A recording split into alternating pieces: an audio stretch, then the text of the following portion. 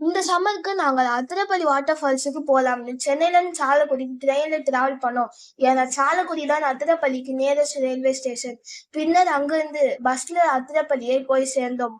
நாங்கள் அதிரப்பள்ளி வாட்டர் ஃபால்ஸுக்கு பக்கத்துல ஒரு ரூம் புக் பண்ணியிருந்தோம். ஸோ நாங்கள் ரூமுக்கு போய் செக்இன் பண்ணிட்டு ரெஃப்ரெஷ் பண்ணிட்டு ஒரு பிரைவேட் கேப் புக் பண்ணி ஃபர்ஸ்ட் போன ஸ்பாட் தும்பன் மொழி ஹேங்கிங் பிரிட்ஜ். நாங்கள் ஹேங்கிங் பிரிட்ஜ் ரீச் பண்ணும்போது நல்லா மழை பெய்ய ஆரம்பிச்சது. ஸோ ஹேங்கிங் பிரிட்ஜை ஃபுல்லாக எக்ஸ்ப்ளோர் பண்ண முடியாம பாதியிலே ரிட்டர்ன் ஆகிட்டோம். நெக்ஸ்ட் போன ஸ்பாட் வாய்ச்சல் ஃபால்ஸ். வாய்ச்சல் ஃபால்ஸ் பார்த்து முடிச்சுட்டு நாங்கள் அன்னைக்கு ஃபைனலாக அதிரப்பள்ளி ஃபால்ஸ் தான் போனோம்.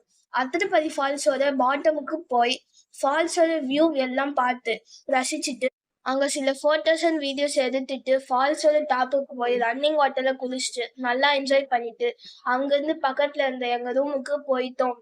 நெக்ஸ்ட் டே நாங்க அத்திரப்பள்ளியிலிருந்து கிளம்பி திருச்சூரில் நாங்க புக் பண்ணியிருந்த ரூமுக்கு போனோம். ஏன்னா நாங்க சென்னைக்கு ரிட்டர்ன் ட்ரெயின் டிக்கெட் திருச்சூரில் இருந்து தான் புக் பண்ணியிருந்தோம்.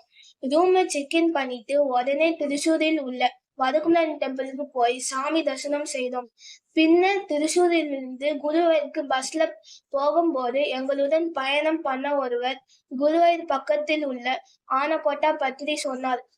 ஸோ எங்களுக்கு நிறைய டைம் இருந்ததுனால ஆனக்கோட்டா போய் அங்க இருந்த யானைகளே பார்த்து ரசித்தோம்.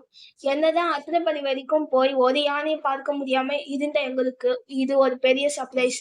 பின்னர் அங்க இருந்து கிளம்பி குருவாயூர் கோயிலுக்கு போய் சாமி தரிசனம் செய்தோம். இந்த ட்ரிப்பில் அன்எக்ஸ்பெக்டட் சர்ப்ரைஸ் ஆனக்கோட்டா தான். ஸோ குருவாயூருக்கு வந்தீங்கன்னா மறக்காம ஆனக்கோட்டா விசிட் பண்ணுங்க. இந்த ட்ரிப்போட டீட்டெயில் வீடியோ 3 வீடியோஸா என் யூடியூப் சேனல்ல அப்லோட் பண்ணியிருக்கிறேன். அதுவும் இல்லாம இந்த 3 வீடியோட லிங்கை டிஸ்கிரிப்ஷன்ல அட்டாச் பண்ணியிருக்கிறேன்.